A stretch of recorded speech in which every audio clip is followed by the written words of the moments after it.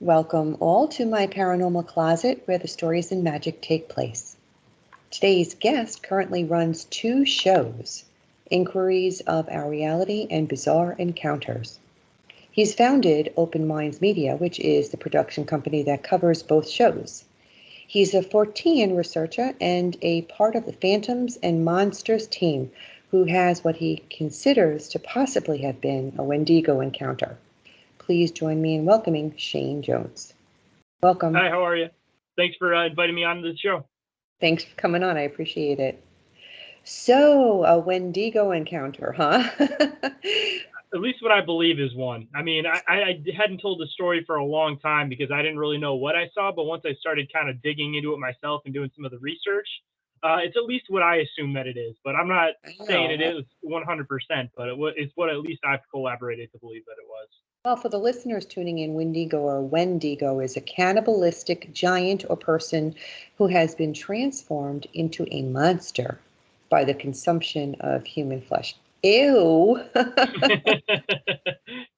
Do tell your story, please.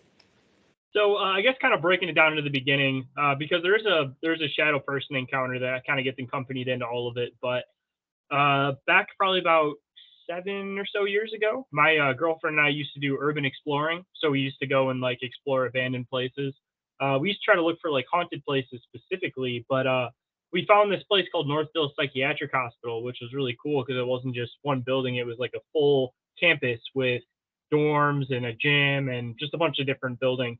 So we started getting to the point where we'd go like almost every weekend, and we had the whole place mapped out. We're taking really cool like board photos and stuff, but nothing like super crazy happened at that point. So we just got really, really comfortable with going there and not really have anything super crazy happen. Like along the way, like one of the craziest, not even crazy, but one of the most memorable things before the Wendigo encounter was this door slamming shut when we were up on like the seventh floor. It was kind of weird because it was like a blue, it was painted blue and it had like a smiley face on it. And there wasn't any busted windows or anything like that on that level. So we opened the door back up after it slammed shut because it slammed like super hard, like loud slam. But there wasn't any wind or anything that could have pushed it shut. So we kind of were like, all right, that's a little weird. So a couple weeks later, we're still exploring this place. And at the time, I wasn't super familiar with like the do's and don'ts as far as the paranormal goes. So I thought it'd be cool to take this no smoking sign. And I also found this little like foam tiki head. And what I kind of assumed it was later on was that normally at like mental hospitals, they won't give people like a piece of wood and a knife to like carve something for arts and crafts. They give them like foam and like a plastic knife. So it seemed kind of weird because it was in somebody's office and it looked like it was like hand painted and looked like it was machine made. So I kind of assumed that it was an arts and Did crafts you from a say that picture. you took these as souvenirs? At the time, yes. No, wait, no. They Okay, only go ahead. lasted in my house a night. I'm sure that's, yeah. OMG. Yeah, no, not, go ahead. I'm sorry. I just was like, oh my God, I can't believe he just said he took these things from this place. Okay, go ahead. Yeah, I wasn't familiar with all the do's and don'ts at this time of this happening, so I ended up bringing him home. And that night was one of the nights that we saw like a shadow person in the house. So we Sure. got home, we started unloading everything, went up to the bedroom, and the way the house was set up, there was like a flight of stairs right up the door where you first walk in, and then there was the front room, and then like the kitchen. But it had the two doorways, so it was like a full loop around circle. So we go and drop stuff off upstairs. We come back down. I'm standing at the base of the stairs by the door, and my girlfriend goes to walk into the kitchen. And as she walks into the kitchen, both of us catch eyes on this black human shaped thing sitting on the couch. And it was pitch black in the room, so it was darker than dark.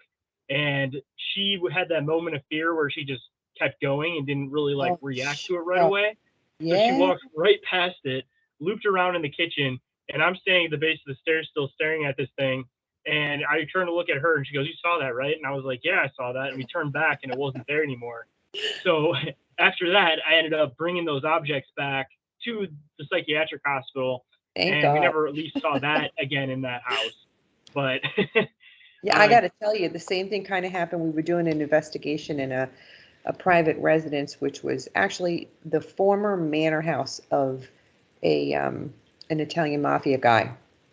And so now it's been restructured into separate apartments for people to rent out. And everybody in all the apartments were having major activity going on. I mean, affecting their moods and their health and everything like that.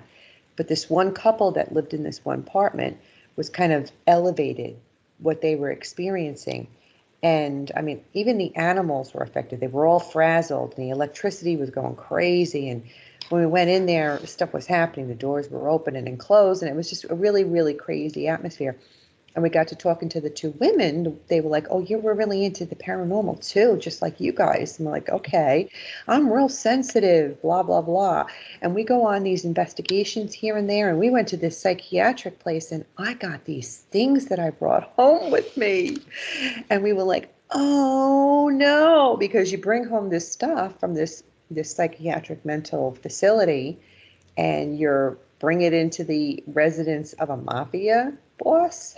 Yep. Just think of the ramifications, right? So we were like, no, the first thing you got to do is bring this stuff back, get that out of here, because you're dealing with enough as it is living in this place that's already haunted with this stuff.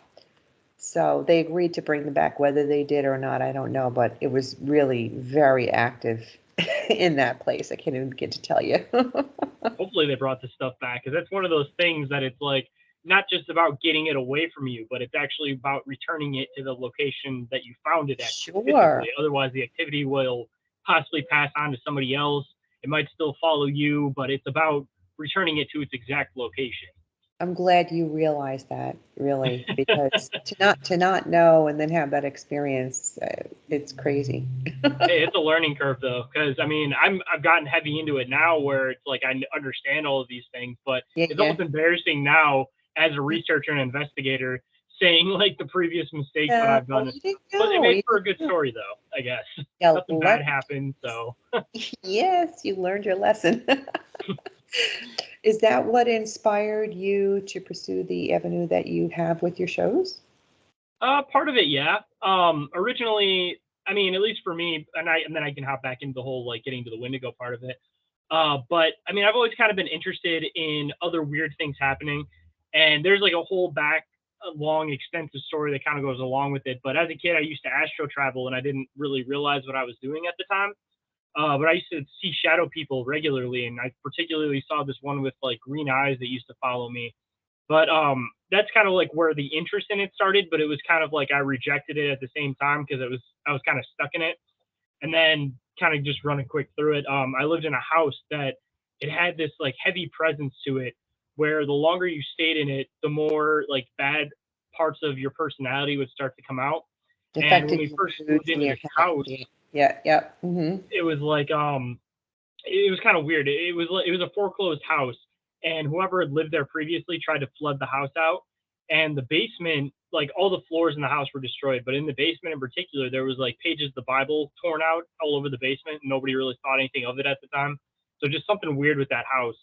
And then as when I was a teenager, my stepbrother and I realized that if you're in the basement alone at night, you'd hear screaming, but nobody else would hear it in the house, and it would just be off in the distance, just really, really weird. And in that same house, it would be one of those things where you'd see like shadow people and these like apparitions behind you all the time. Like when you're in the bathroom in the mirror, you'd see these like things moving around behind you. Like it was just a really weird, uncomfortable house. And I ended up getting out of the house. So did my stepbrother. I think that my mom and her boyfriend still live there, but we haven't talked in years, so I'm not 100% sure. But pulled all the bad parts out of their personality. So like that also kind of started to spark up some of the interest in it. And then I was kind of into conspiracies and just kind of weird off the wall things to research into, kind of going forward off that. But after I had this particular encounter with Northville Psychiatric Hospital was when I started kind of taking the research a little bit more seriously. And then it led into me listening to a lot of podcasts with people theorizing about, the paranormal, cryptids, aliens, all of that. And I just kind of noticed a lot of the time that most of the time people weren't really saying what I would say or throw in the theories that I would throw into it. So that's kind of what rooted me to start my podcast was hearing these conversations and being interested in the topics and not hearing people ask the questions that I would ask. And so it kind of led me into saying, I want to have conversations with these people. I want to start kind of throwing my theories and ideas into it. And here I am going on almost 2 years later with Inquiries. And then the year after that, I started Bizarre Encounters. But Inquiries was kind of like my open-minded talk show where I would just talk to people about bizarre phenomenon, be it from like an author's perspective, researcher, investigator, Sure. experiencer. And then Bizarre Encounters is more so the like deep dive show that my co-host and I, Oren, we both research into different things and we do deep dive topics on that. So it's a little bit different of a format. One's like our research and the other one's like an open-minded talk show is probably kind of the best way to describe it. Have you ever thought about delving more and learning more about those astral travel sessions that you had? Because I know I've done that too myself, and I've always thought about maybe learning more about how to do it and not be so afraid of it or stop it ahead of where it would take me. Because I've gotten as far as, well, from what I can remember anyway, I've gotten as far as above the roof of my house and staying there and feeling the wind in my hair and looking at the stars and all the lights around me, and then I kind of go back down. So I've never gone any further than that I know of, because I've spoken to a couple of experts and they say, oh, you've gone further probably and you just don't remember it, which is maybe the case, I don't know. But they do have studies out there that you could learn how to remember and how to do it even more. And I'm actually still afraid of that. So See, I've like dug into it. There's so many different like philosophies on it. You don't necessarily always know which one to follow. But at least when I would astro travel, I'd always get sleep paralysis after. So I even like if oh, I stopped really? remembering my dreams, if I got sleep paralysis, I would just assume that I astro traveled somewhere because it was like most people experience sleep paralysis a couple times in their life. I experienced it at Oh, least like once or twice every 6 months. So I mean, I've probably experienced it a good like 20, 30 times by now. yeah, me too. Me too. It was with me. It was a spirit that would be doing it, some sort of apparition trying to get my attention. They'd be waking me up with that sleep paralysis, and it's scary when you go through that for sure. And I was able to deal with it, but then when it started happening to my kid, then I had to really like sage the house and salt the house, because I'm doing all this paranormal investigating now, and I'm sure that things, even though we tell them they can't come home with us and we do the whole process, I'm sure that some of them still try. And because I have like all sorts of protection on my body and in my mind, they don't bother me, but my kid, they will. So she'll wake up and she'll go, Mom, I had sleep paralysis. It freaked me out. And I'll be like, oh God, I got to sage the house again. See, it's one of those So, things too that I feel like there's a lot of beings that maybe don't necessarily like fit in, the lens that you're kind of looking at them through. So, you'll try to do something and say, "Oh, stay away," and they'll go, "Haha, yeah, I'll stay away," and they just kind of sit in the back quietly and wait for waiting. their opportunity. Yeah, and it's Yeah, not that they're like vanished or that they're gone. It's just that they kind of let you believe that what you did worked, and they're it just did still sitting there it. waiting. They're just like, "All right, I'll stop for now, but I'm still here." Oh my God, that's creepy when you think of it that way, hmm you know. Oh my God. Well, tell us about inquiries of our reality. What's that all about? So actually, let me finish up the Wendigo story first, and then I'll dive into that part because I want to make sure I don't leave the listeners hanging for too Oh, I, long. I wouldn't leave you. That was going to be a big highlight of the show, so don't worry about it. But go Oh, ahead. you want? If you want, I can just wait to come back around to it. It's totally No, up to that's you. okay. Go ahead. You can go ahead. So as far as like the rest of the encounter goes, when we were regularly going to this place, we would just like I said, we had everything kind of mapped out, and we just regularly explored this place. And we got to a point where we had seen just about everything. And there's these tunnels that go underneath the building, and they call them the Northville tunnels. And they go through the city into like different places. They're like access tunnels for something at some Yeah, point. we have them. We have them in Sussex County where I live too. The underground tunnels, and they go throughout the county that I live in, and then surrounding counties too. And back in the day, from what I understand, they use them for all sorts of things. It's even storage for refrigeration because it's cooler down there, and deliveries and stuff like that. Underground tunnels were used for the Underground Railroad. I mean, they had many purposes over the years, but a lot of those outlets that are to the world now have been blocked off because of people getting hurt or not coming out alive and stuff like that. So there are branches that are unsafe, and so they've blocked everything. But I would love to get down into those tunnels if I could. I mean, I've spoken to firemen in my interviews, who say that it's almost kind of like initiation when they become a firefighter. They say, "Come on, we'll take you down to the tunnels," and they bring them down to see what it's all like. And I'm like, I want to go. Take me. So it sounds like very similar to what we have here in Sussex County. Yeah, it's probably about the same thing. It was, I think it was intended, they said, for like moving patients different spots, but it went throughout the county, so I'm sure it had multiple uses and got repracticed Sure. throughout the years. But I'm glad that you brought up the refrigeration part because that'll actually kind of come in a little bit further on as far as like me trying to figure out what exactly this thing was. But I guess before that, I don't know if it's necessarily linked or not, but we're up on the third story and there's like a wooded area behind this place. And I'm in Michigan, so it's not like this animal is necessarily like native to Michigan. But we were up on the floor looking down, and it was me, my girlfriend, and one of her friends. And I saw this cougar walk out of the wood line and it looked up at us on like the seventh floor, which I thought was kind of weird because we weren't really making any noise or anything, and it made like direct eye contact with us. And my girlfriend's friend saw it, and I was like, "That's am I seeing what I think I'm seeing?" She goes, "Yeah, it looks like a cougar." So I ended up looking into it, and apparently there was like there was a cougar sighting in Northville, but the body was never found, the animal was never recovered. So it was just one of those things that kind of got left in the air, and it might link into the Wendigo aspect of it, but I'm not 100% sure. I just thought it was weird that it looked up directly at us when we weren't really making any noise. But like I think it was the following weekend or the weekend after. It was right after that. We ended up deciding that we wanted to go into these tunnels.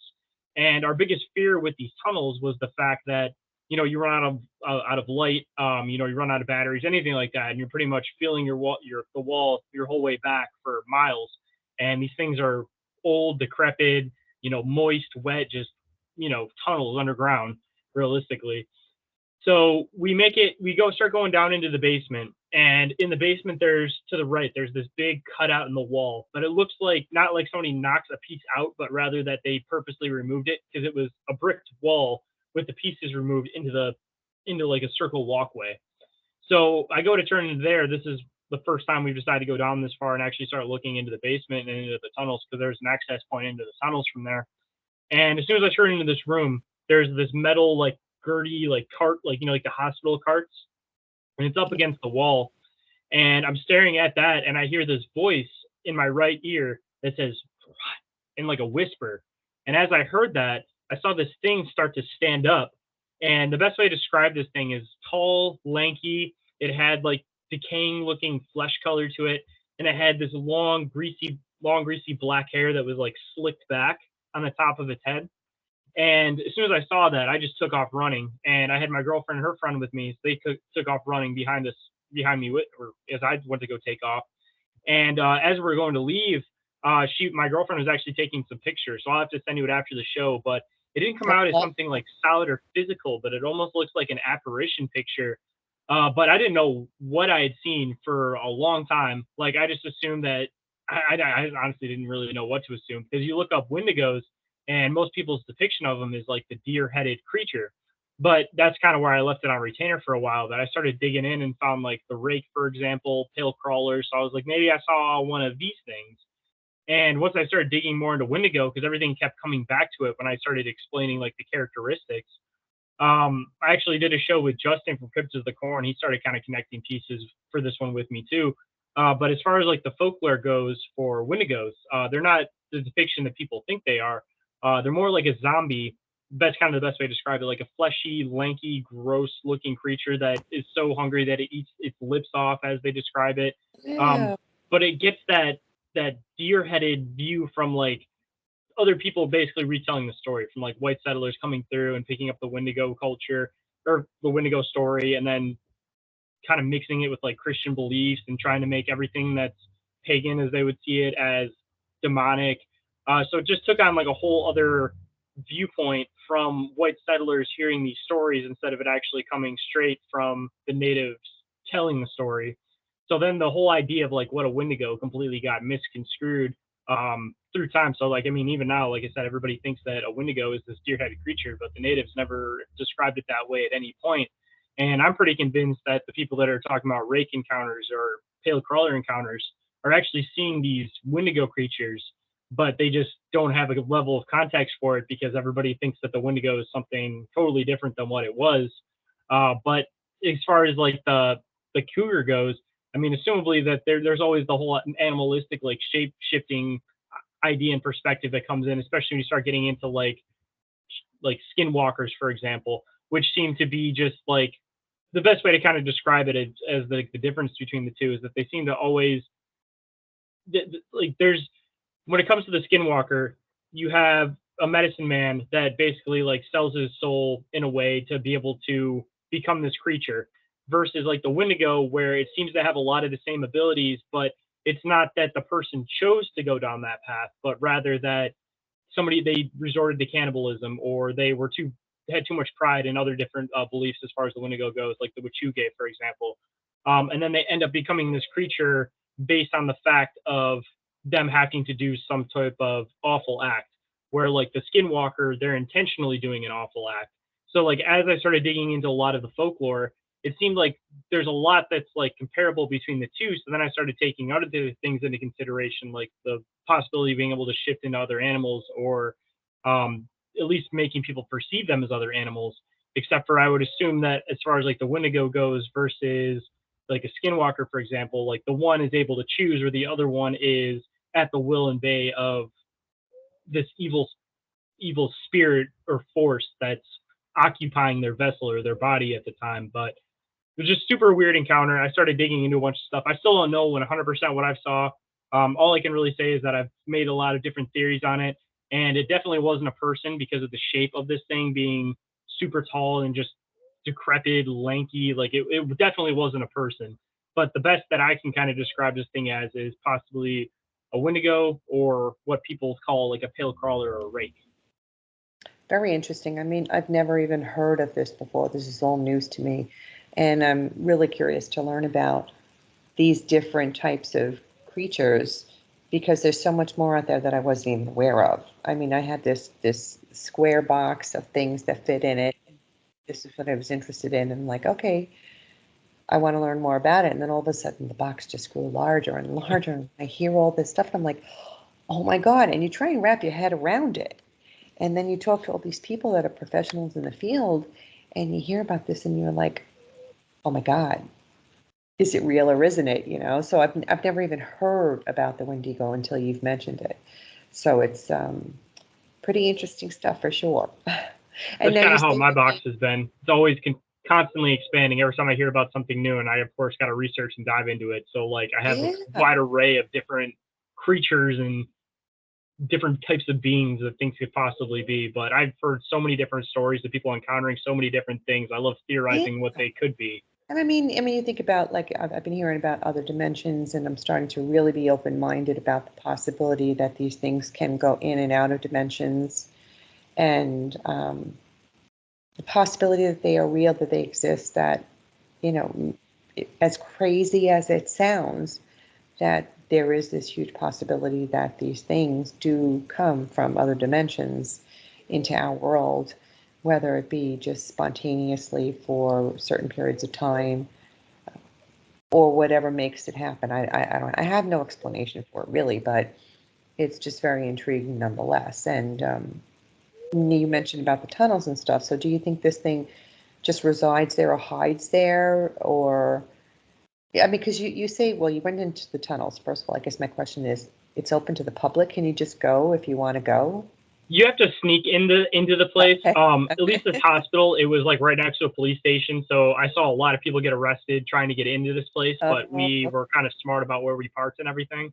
yeah. But part of like the Wendigo lore, which is why I mentioned the refrigeration thing, is that they say that you're not safe from the Wendigo from the first snowfall to the last snowfall. And these creatures are known for coming out during like the winter months. They're more of like a northern folklore type of creature. But the reason for that being that they're decaying flesh essentially.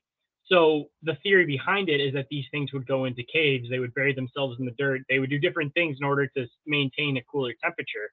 So if you dig into the native folklore as far as like how these things preserve themselves during the warmer months, which this Right. was, I believe, like fall, end of summer kind of area, um, It it would makes make sense why it sense. would be down in the tunnels because it was like a good 30, 20 to 30-degree drop going into those Sure. tunnels. So Yeah. it kind of fit even more so that narrative of it possibly being a Wendigo, considering like the actions in which, I didn't see this thing ever leave the tunnel. I don't think it made it up past outside of the hospital and outside or anything like that. Like we only basically heard it moving behind us as we were coming up out of the basement. So assumably it was just trying to stay down there and not be seen by people. But Right. this whole place was kind of weird in general that, like any abandoned hospital, there's people that are always making different markings on the walls when they don't necessarily know what they mean, different sigils. So, I mean, it definitely could have been a Wendigo, or maybe it could have theoretically been something else that somebody summoned without realizing it from writing different signals and sigils on the walls, and maybe even trying to do some type of practice that they read about in a book, for example, and not realizing what happened. But they ended up shutting this hospital down soon after because, so when I went there a few times, like the elevator doors were, you'd have to cram yourself into them in order to be able to look down the elevator shaft, and there was two people that had fallen down the elevator shafts and had died, so they completely like boxed this place off, shut everything down. And me spending as much time as I spent there, I realized that like I think there was some kind of foul play involved, and maybe they were aware that there was some kind of weird thing in this building that it was doing this, because They couldn't explain it. yeah, you just couldn't have fallen down these elevator shafts. Like the doors are pretty much like welded, but most of the doors are welded shut, and then the couple of floors that were open, it was like maybe a 8-inch gap. So, No, I no, mean, no. the only way I could see that somebody could fall down those is if they were trying to get away from something possibly, or they were pushed through it, one of the two. Yeah. Wow, that's crazy. Huh. Oh my God. When you think about that. And it's just a weird encounter because I still don't quite know how to place it. Sure. I went like a good 4 or 5 years without telling anybody about any part of that story because I didn't even know how to like place it in my own mind, let What alone try to what describe what do I you saw don't to want somebody them else. to crazy. You don't want them to say, "Oh, you're all crazy in the head, dude." You don't want to hear that because you saw what you saw and you can't explain it. And but you know what? I think people are more openly receptive to talking about this sort of stuff now, which makes it easier to talk about it, right? There's so many of us out there, we can't all be crazy. At least within the community, I think that was partly what it was, is that even all the stuff that I dive into regularly, as far as like aliens, currently working on a couple different shows too. Anything that I'm diving into, it's not like I go around and talk to people about it in like my normal life. Like it's kind of sectioned off to people in the community because Yeah.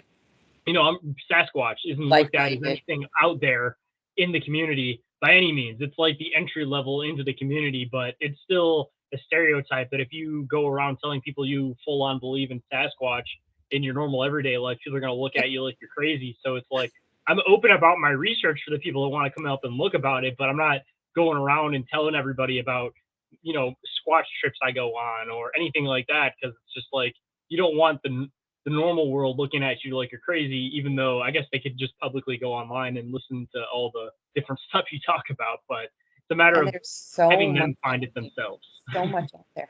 I got to tell you, when I was writing my books on true account hauntings, which were ghost stories, in my community, in the county where I live, people were just reaching out to me with different stories about things that they had encountered. And then all of a sudden, I was getting all these stories from people about Bigfoot in Sussex County, along Hmm. along with UFO sightings as well. And they were such good stories, Shane, that I could not leave them out of the books. I'm thinking, well, how am I going to fit them into a book of ghost stories? So I created the title Sussex County Hauntings and Other Strange Phenomena. So this way I could talk about those Bigfoot stories and talk about those UFO stories because they were so good. And there were so many of them. So I'm actually glad that I ended up doing that with the books too, because it actually opened up a whole array of opportunity to write about different things that wouldn't normally fit under that ghost theme, like near-death experiences and reincarnation, stuff like that. But that first book is filled with Bigfoot stories, gotta tell you. Stories from rangers, park rangers, cops, teachers, people that you wouldn't call crazy. I mean, they call a normal Joe crazy, but they wouldn't really necessarily call a cop crazy, right? Hmm. I mean, at least for all of that stuff too, I'm glad that you accompanied everything all into your one book, because I feel like a lot of this phenomenon has a lot of connecting factors. But the communities have stayed divided for so long that there's like paranormal people, cryptid people, UFO people. That is not until relatively recently that I feel like there's people that are just researchers of all the phenomenon all as a whole. And it's Mm-hmm. only been like maybe the last like 5-10 years that people have started looking at things through all lenses, because even before that, people The that were starting to paranormal. connect stuff, it was like kind of vaguely connecting stuff. They still kind of picked a camp, but now you have people that aren't necessarily a paranormal investigator or cryptid investigator or anything. They're just a Fortean researcher that looks into There you all the go. phenomenon all at once. Exactly. Exactly. Do you, by any chance, and this is just an off question, but do you think that they're interdimensional at all? As far as what exactly? Um, Elementals or the Wendigo, any of that stuff coming through, do you think it's interdimensional? Do you think they're coming from other dimensions, or do you think they're in this reality, or do you really not have a thought on it at all?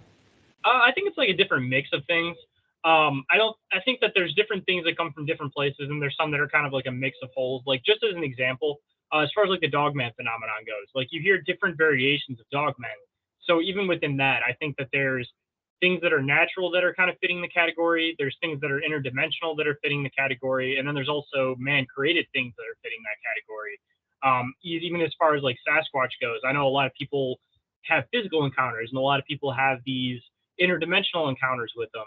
So I've even kind of theorized that, there could be like time slip phenomenon that's happening, and that could be the connecting factor with a lot of this stuff. Is that it's not necessarily that it's physical or spiritual.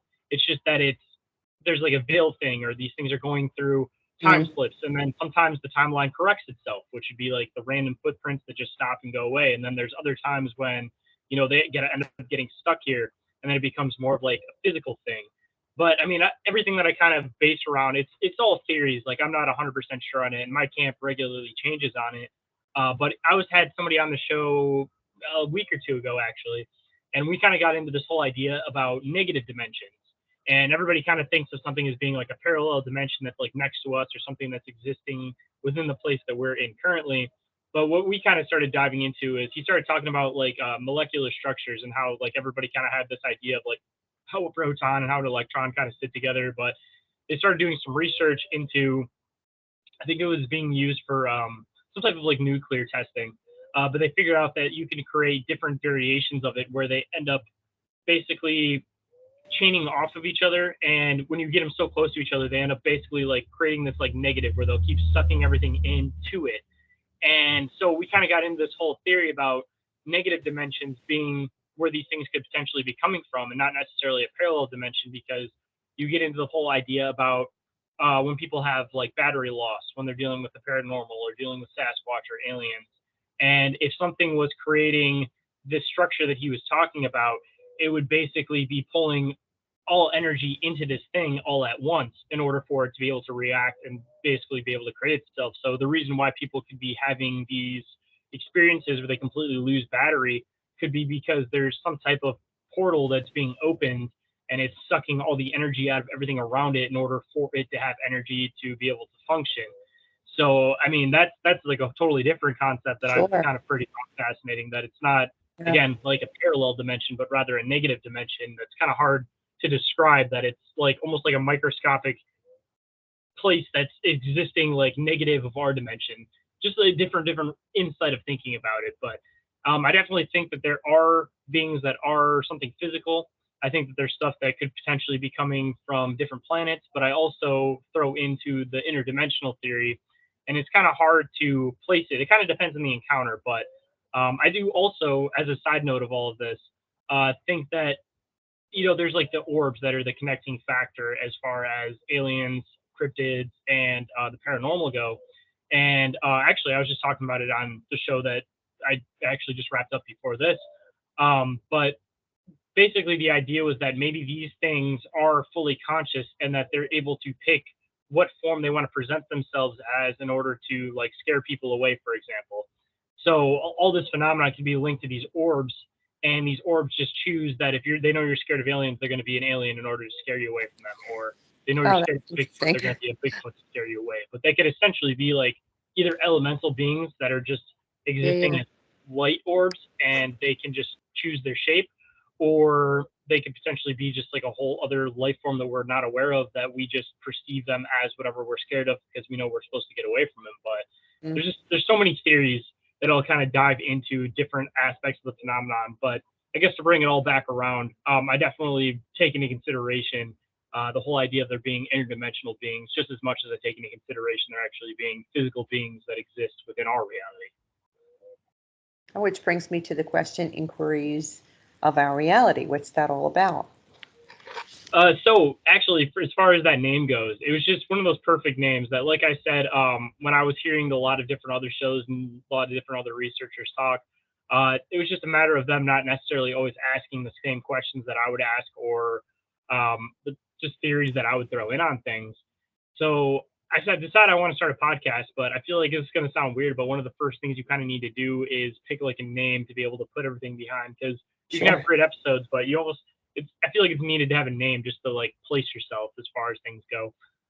But that came to me as like a shower idea, and I just felt like it was perfect because all I really do is question our reality. So inquiries of our reality is questions of our trying to accompany everybody reality.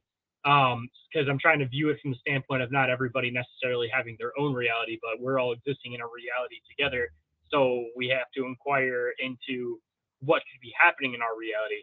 So it's one of those things that the name kind of fell into place, and then it all kind of fell into place because I had a totally different idea for the show and what I originally wanted to start with versus what it turned into. But like most shows, it starts accompanying like your personality, and as your personality changes through time and your perspective changes through time, it kind of your show kind of warps and transforms with you. But Inquiries of Our Reality seems like it's just that perfect name that no matter how much my views and everything change, it's still just going to be one of those perfect names because it's at the root of all of it. All I've ever tried to do is answer and question things within our reality. So then it turned into this open-minded talk show essentially about just that.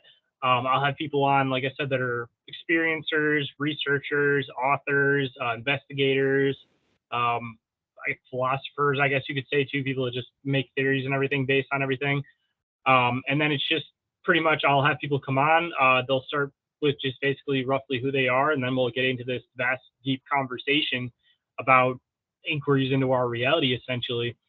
And it's a really, really cool show as far as like from my perspective and me getting to do it, because it was one of those things that in your normal life you don't always get to have these like deep conversations.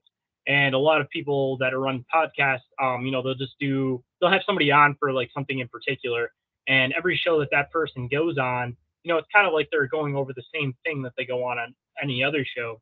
But where I kind of try to deter it away is that I don't go into any of it scripted whatsoever. It kind of just organically develops itself as the episode goes on. And if I notice that the guest is really interested in something, or if they bring something up that connects in with my research, it gives me the room and opportunity to be able to dive into that and not necessarily keep it to a specific script or view of things. So it's been going on almost 2 years now, and I'm haven't stopped, and I have no plans on stopping by any means. But I have honestly just developed more inquiries into our reality as I've progressed through it, instead of actually answering inquiries of our reality. So still a fitting name. I guess that probably answers my next question, where you mentioned you're a Fortean researcher. Is that how it's pronounced, or Fortean? Yeah, Fortean, which is just Oh, it kind of encompanies just everything all into one. It's not just like I specialize in cryptozoology, but I definitely dive into extraterrestrials, paranormal, just beings as a whole. Like I like digging into folklore. So it just Fortean kind of encompanies all of it into one place. I feel like it's just kind of a good name for that because there's not yeah. a For the good listeners, solid name yet for all of them yet. for the listeners, Fortean phenomena are events which seem to challenge the boundaries of accepted scientific knowledge, which is pretty much what you've just said, and described in overall about the inquiries of our reality show. What about bizarre encounters? What's that all about? So Bizarre Encounters originally was going to be, I guess, basically just diving into people's bizarre encounters. It was pretty straightforward as far as the name goes. But I purposely picked the word bizarre because it's supposed to be something unusual or odd that sparks amusement. So it's like something you're entertained by, but it's something that's strange or weird or off. Right. So it originally started off as an interview show that I was doing with another podcaster at the time named Ghost, who's on My Third Eye. And he ended up leaving at one point. because he was just focusing on his podcast. So it was just one of those mutual things you end up leaving. So then after that, I ended up having this guy named Oren, who I had as a guest on my show, um, kind of show a little bit of interest. I was interested in doing some episodes with him just because the way we bounced back and forth just worked really, really well. So I ended up putting out an ad after Ghost left the show saying that I wanted a new co-host. And I had a bunch of people end up hitting me up and everything. I was going to start kind of like scheduling interviews with people just to see how the flow went back and forth. And then I was like, hey, no, I already have somebody in mind that I want to do for this. So I ended up hitting up Warren. He said he'd be interested in doing it. And the first couple episodes were basically just, us interviewing people about their bizarre encounters. And soon after that, we kind of realized that Warren likes to write and research. I like to write and research. So Ghost was more of like an interview guy, and I was kind of doing the same thing on inquiries, but I also had this researcher side of me that wasn't really coming out in inquiries because it just doesn't really fit the show format. So we ended up kind of just 360ing the show itself and made it our research deep dive show. So the name originally was Bizarre Encounters in order to have people on to talk about their bizarre encounters. But then it started encompassing into just a deep dive of bizarre encounters in general with, people experiencing this, people experiencing that. And Discussion, sort of. yeah, it turned into we cover topics from every perspective that we possibly can, but in turn we create theories on it. We don't just read the story off and just call it a day. Like both of us at the end of the day are researchers and investigators, so we throw in our ideas, our perspectives, what we think it could possibly be, different things that connect into um, the same folklore of stuff. Like just another example, like we were talking for a while about alien phenomenon, alien abduction, not necessarily always being as it's perceived that it is. Like, I definitely think there's interdimensional beings. I think there's extraterrestrial beings. But I do think that there's a good amount of abduction cases that are actually government experiments that they're running on people, and they just hide behind this facade of extraterrestrials. And because you can't just take people and just run these kind of weird futuristic experiments on them to begin with, so a lot of that happened around the same time that they started kind of digging into like psychedelic research. So I've been theorizing for a while that a lot of these abduction encounters were some type of psychedelic drug that the government had worked on, something that they probably synthesized or was lab created, that would just blast you off into just another whole mindset of thinking. And so I was thinking for a while that they might just wear like alien masks, get people on these things, and then run experiments on them. So then when they get thrown back, they don't really have anybody to go after. They can't say the government did it. They can't say anybody did it. They can't say this did it. So I've been Right. talking about that on the show for a while. And we covered the Pascagoula alien abduction. And part of that story, the guy, because we started reading the transcripts on the show, the guy mentioned that there was a woman that was checking him out, and it looked like she was wearing a mask. And so we started connecting that in with all of the other research that we'd been doing. So we have a different way of covering stuff. I guess everybody kind of has their own spin and their own way of covering Sure. stuff. But originally it started off as an encounter show. And then it kind of just turned into our Fortean research and our deep dives kind of all in one place. We still do interviews here and there, but the majority of the show after Oren joined is us doing deep dives now. Oh, I love that. Now, what about Phantoms and Monsters, the team? So as far as Phantoms and Monsters go, this is still like a relatively new thing that I joined that team. But I had Lon Strickler on Inquiries of Our Reality, and he started his blog back in 2005. Back when I was a teenager, I used to read about all these different monster encounters because I was interested in the stuff at the time, but I wasn't like heavy researching into it like I do now, really like picking up and understanding everything. So, he's just somebody that's been in the back of my mind for a long time. When I originally started the show, he was one of the main people that I wanted to have on the show just because, I had been following his work since I was a teenager. And I had him on the show probably about a month and a half or so ago, around that. And he heavy digs into the Chicago Mothman. And we started getting into different theories on that. We started deep diving into that a bit. We talked about black-eyed kids, just our different theories on like what we possibly think things could be. So right after the show, he ends up asking me if I'd be interested in joining his Fortean research team.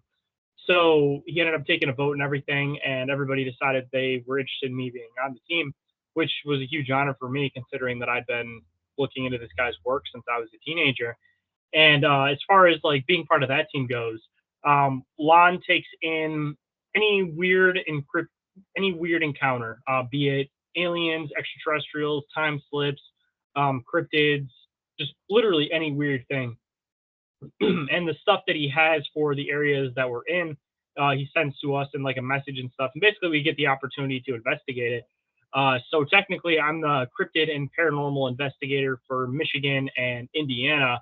And whenever there's stuff that's available that needs to get investigated, not just like, oh, I had this encounter 20 years ago, but something that happened recently. Basically, what it is that we would go and check out the area. And if he comes across anything really, really weird, it's also partly like a group where we can all kind of discuss our different theories on what it could be, and kind of like all of us throw in what we believe. So at the root of it, it's essentially that he takes in all these bizarre encounters, and the Fortean research team investigates and researches and theorizes about the encounters that he takes in through Phantoms and Monsters. And a lot of other podcasters use Phantoms and Monsters for doing their own show research, which makes it even bigger of an honor to be part of it, because he has documentation of any type of crazy creature you could possibly imagine on there. So he kind of set like a template, I'd say, for like, this is what this creature is, this is what this creature is. He's kind of been one of those people that have kind of helped to categorize Like a bizarre phenomenon in dictionary, almost a creatures. dictionary of phantoms and monsters. Exactly. Yep. Yeah. That's a good way to describe it. It takes in encounters, and in turn he ends up categorizing because of all the encounters that he takes in. It actually starts creating like an archetype for these different beings because of how many encounters he takes in. That's great. That's great. Do you have a story of something that you've heard that was so fascinating or frightening that you'd like to share with the listeners? That there's like, oh, I got to tell you this story that you can So think. let's see here. As far as trying to think of like a really, really interesting one that I've heard recently, because I have so many people that come on my show. I'm trying to think if I have one that's straight from the horse's mouth, because I have a lot that come from other people's third hand or second hand type of stories. Hearsay Yeah. kind of. Yeah. But it's other people's like stories that they've kind of taken in. But I guess a good one that I could talk about as far as just being a Michigander and me not giving it enough love as far as like Dogman for Michigan goes, because everybody talks about the Beast of Bray Road, for example. One of my personal favorite encounter stories that I've heard. This one goes back to, I think, 1940s or 50s. But this was one of the main focal points as far as the Michigan Dogman goes. There was a man who was working night security for a factory. I don't remember exactly what city he was in offhand at the moment. I do have a bunch of notes on it that I probably should have brought up beforehand. But um, so he was doing night watch for this factory, and he lived on a house that was in the property, and there was this fenced off area where it went into the woods and everything. And as he's watching, he starts noticing this thing that's moving around off in the distance, and he ends up like calling to his son to kind of like point out and to try to figure out what it was. And he ends up catching this thing on his camera as he's watching this thing move around, and it ends up being this dog-like creature that's hiding behind a pole. And it's one of those like infamous pictures that you can actually probably look up on the internet and find it. But it was just one of the most fascinating Dogman encounters, because at least back then, I don't feel like it was one of those things that you can just photo edit as easy. This thing definitely looks like it has some body to it too, which definitely makes it fascinating. And then kind of digging into a little bit farther on as far as like Michigan Dogman lore goes, there was also a videotape that somebody had found that a lot of people try to say it's a hoax, but it's called the what is it called? It's not Gimlin. I'm trying to remember the name of it offhand, but there's just this random tape. If you look up Michigan Dogman tape, I'm sure people will find it. But it was supposedly this tape that was found in storage of these people that were going snowmobiling back in the 70s. And the end of the video ends up being this wolf-like humanoid creature that takes off towards them, and you see him like drop the camera and run away. But that thing looks a lot like the picture that the other guy had gotten back in the day. And kind of connecting even farther into like the Michigan Dogman stuff, there's all these like chains of attack encounters that happen near the Manistee Forest. And one of the most fascinating ones that I was digging into as far as that goes was with this trucker who he had an issue with like, the air in his tires, so he went to pull over and stop for a second. And when he did, he saw this creature that ended up jumping up on his cab and trying to get into his cab, and he ended up putting 3 shots into this thing and watching it fall and roll into the woods on the side. And then he left, looped his truck around, and came back and saw that there was like like another car that was sitting there, and they were like, "Oh, we saw like a bear or something," and I was like, "Yeah, it's cool, like get away from it." And he ended up having like government interaction where they're basically saying like, Yeah, "Hey, you I heard about you've that. Yeah. damaged some of our property, and you're going to Keep deal with it," quiet. kind of a thing. Yeah, keep But quiet. yep, there's so much with the Manistee with people having encounters like that. Like there was another investigator that I had on that was talking about how he was coming up to Michigan to start looking into like the Michigan Dogman stuff, and he got stopped by an unmarked vehicle that basically said, "We know what you're doing here, and you need to leave now before you get yourself into some trouble." So Mm, there's definitely something weird to the Manistee. I think that's why it doesn't get talked about as much in the Dogman lore as a lot of other stuff. But at least being from Michigan, like I hear these different stories all the time, and I feel like it's just a really it's heavily covered up in comparison to the other Dogman stuff because I think that there's something really heavy to it. And I mean, there's a possibility of it possibly being government created, and that's yeah, why they are so on top of this versus it being some type of natural phenomenon where they can just kind of play it off. But right. I've been digging into the Michigan Dogman stuff for a while, and it's just accompanied all of these just weird stories as far as like all based around the Manistee and people having these like full on encounters. Mm-hmm. Like there was another one that wasn't even necessarily close to the Manistee, but it was in Troy, Michigan. And when I first found this call, um, I found it in like one spot, and then it disappeared off the internet for a while. But luckily, I had recorded it, so I ended up saving it. But essentially, it was these people that called OnStar after something darted across the road, and they ended up going off the side of the road and hitting a tree. And in the turn of them talking to this OnStar person, uh, they're basically talking about how they're seeing this like dogman creature, and then it takes off for the car, and you hear all this like blood curdling screaming, and then the phone line goes dead, and the OnStar person is like trying to get their attention, like hello, hello. And the part that I thought was really, really weird after that was that right after that original call had come out, which was supposed to be from Troy, Michigan, OnStar did some prank Halloween werewolf attack phone call, and it was like super cheesy, super spoofy. And I was just thinking in my head, like, so there, I can't find this specific call on the internet. I look around everywhere, it disappears here and there. And like I said, I keep a recording of it on my computer because it's just one of those things that disappears here and there.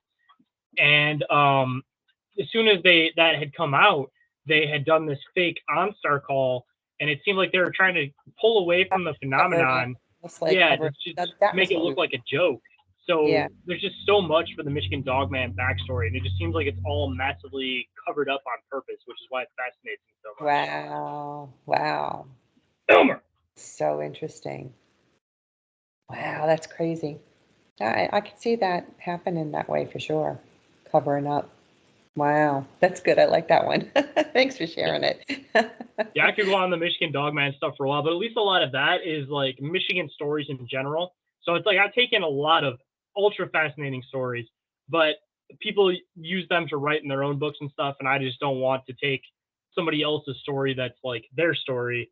But at least for that one, that's just like common knowledge that's out there and stuff that I've dug into. But if I could go on for days about different stories, but I just have to make sure that whoever story it is, I give credit for being that person that collected that story because I don't want to take credit for anybody else's work and research. So Sure, I understand. I understand. I appreciate that. Well, when I write my stories on True Account Ghost Hauntings, it's the same thing. I always want a firsthand account from somebody when I write about it, and I like to give them credit if they don't want to remain anonymous. If they want me to mention their name, I make sure that I do. So I totally get that. Hey, can you let everybody know how they can find you and what your website is and all that stuff? absolutely. So if everybody wants to come and find me, the quickest way to do it is through Open Minds Media, which is my production company for both things that I do. You guys can always look up Inquiries of Our Reality or Bizarre Encounters on any podcatcher. So Spotify, iTunes, Podcast Addict, any of those, Amazon. But also on YouTube, you can look up Open Minds Media, and I do have a YouTube channel and TikTok. But if everybody wants to just find one link that can accompany all of this, and you can find everything that I do, easiest way to do it is through my Open Minds Media website, which is lanktr bit.ly/open_minds_media. And there is like a link tree that just connects to all my different work, all my different shows. So that's just quickest, easiest place to give it to everybody all in one place. Perfect. Perfect. And thank you so much for joining me today. I really enjoyed our discussion and you opening up all this stuff for me. It was fun. Yeah, thanks for inviting me. I had a lot of fun, and hopefully I didn't talk too much. It's weird No, to be on the other side of the microphone and be the one that's doing the majority of the talking. that's, you know what, that's the way it's supposed to be. We have you on here for a reason, so. And if the listeners like listening to this week's episode and you're into all things paranormal, check out my other show, Eleanor Wagner's Creepin' It Real podcast out of the Coast to Coast Entertainment Network, which is available wherever you get your podcast. Stream directly through my Eleanor Wagner web page. Thank you so much, and I would love to have you on again sometime. Absolutely. Thank you. Terrific.